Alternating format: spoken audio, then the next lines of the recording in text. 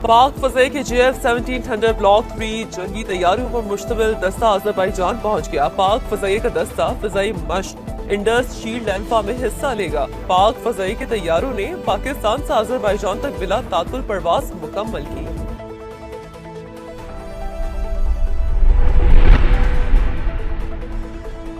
پاکستان کا پہلا hyper spectral imaging satellite خلا میں روانہ۔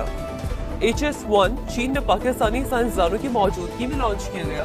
سیٹلائٹ قدرتی آفات و ماحولیاتی تبدیلیوں کی نگرانی میں مدد دے گا، شہری منصوبہ بندی اور انفراسٹرکچر میپنگ میں معاون ثابت ہوگا۔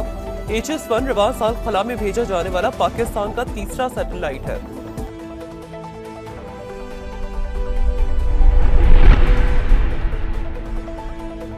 پاکستان ہماری ریڈ لائن، کسی کو بھی ملک کی طرف میلی آنکھ سے دیکھنے نہیں دیں گے۔ قوم کے بیٹے اپنی جانوں کی پرواہ کیے بغیر پاک وطن کی حفاظت کر رہے ہیں۔ نواز شریف کی وزیراعظم شہباز شریف سے گفتگو، ملکی مجموعی سیاسی صورتحال پر تبادلہ خیال۔ شہباز شریف نے پاکستان اور افغانستان کے درمیان ہونے والے مذاکرات کی تفصیلات سے بھی آگاہ کیا۔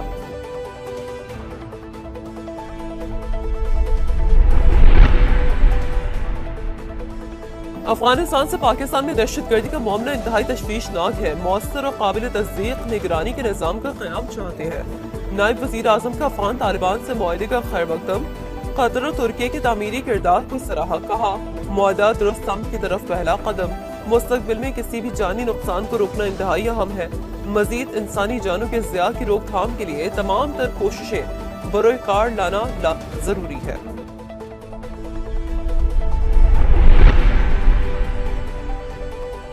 پاک افغان کشیدگی، ترخم سرحدی گزرگاہ پر تجارتی سرگرمیاں آج بھی روز بھی بند۔ پاک افغان شاہراہ پر گاڑیوں کی لمبی قطار۔ ترخم سے یومیہ اوسطاً 85 کروڑ کی 2 طرفہ تجارت ہوتی ہے۔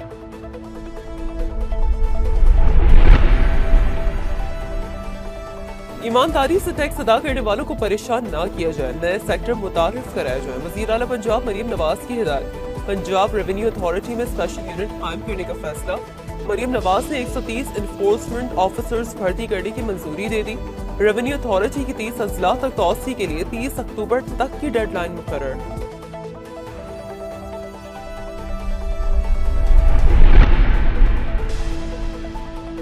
وفاق سے حکومت سے کیے وعدے پورے کرے، پیپلز پارٹی نے 1 مہینے کا الٹیمیٹم دے دیا۔ سیلاب متاثرین کی بے نظیر انکم سپورٹ پروگرام کے ذریعے مدد کا مطالبہ۔ کراچی میں سینٹرل ایگزیکٹو کمیٹی اجلاس کے بعد مشترکہ پریس کانفرنس۔ شہری رحمان بولی مطالبات پورے نہ ہوئے تو اہم فیصلے کریں گے۔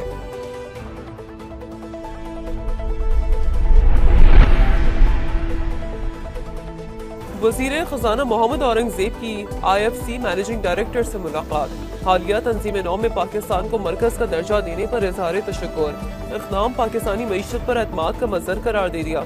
محتاج یوب کو ریکیٹک منصوبے میں پیش رفت پر بریفنگ، کہا امید ہے ایگزم بینک جلد منصوبے میں شمولیت اختیار کرے گا۔ فریقین کی اسٹیٹ بینک اور IFC سواپ معاہدے پر دستخط کی تقریب میں شرکت۔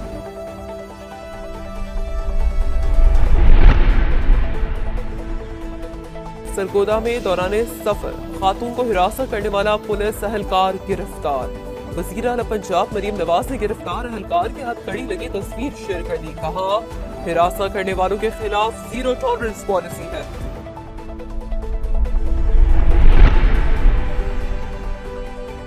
لاہور میں فضائی آلودگی پر قابو پانے کا مشن، شہر کے مختلف علاقوں میں 15 اینٹی اسموگ گنز فعال۔ ایک ٹینک سے 7 سے 8 کلومیٹر فاصلے پر چھڑکاؤ کیا جاتا ہے۔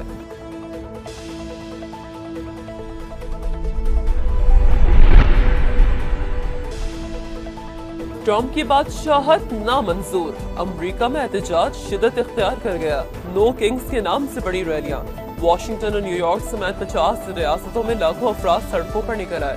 شکاگو، لاس اینجلس، ورجینیا میں بھی مظاہرے، حکومت سے پالیسیوں پر نظر ثانی کا مطالبہ۔ جرمنی اور لندن میں بھی امریکی سفارت خانوں کے باہر احتجاج۔